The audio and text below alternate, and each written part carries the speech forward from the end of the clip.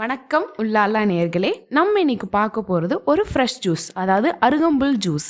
இந்த ஜூஸ் சில பேருக்கு தெரியும், சில பேருக்கு தெரியாது. இந்த ஜூஸுக்கு நிறைய ஸ்பெஷாலிட்டி இருக்குது. இது எர்லி மார்னிங் எம்டி ஸ்டமக்கில் தான் சாப்பிட்ணும். சாப்பிட்டா தான் அதோட எஃபெக்ட்ஸ் நம்மளுக்கு காட்டும். ஃபஸ்ட்டு வெயிட் லாஸ் கொடுக்கும், பாடியில் கொலஸ்ட்ரால் ரிமூவ் பண்ணும், பாடியில் இருக்க டாக்ஸின்ஸ் ரிமூவ் பண்ணும்.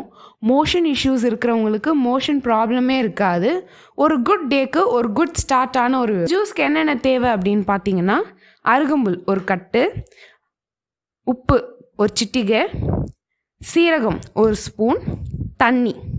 இது ரொம்ப சிம்பிளான டிஷ். ஃபஸ்ட்டு அருகம்புல் எடுத்துக்கிட்டிங்கன்னா சின்ன சின்னதாக சிசர்ஸ் வச்சு கட் பண்ணுங்கள்.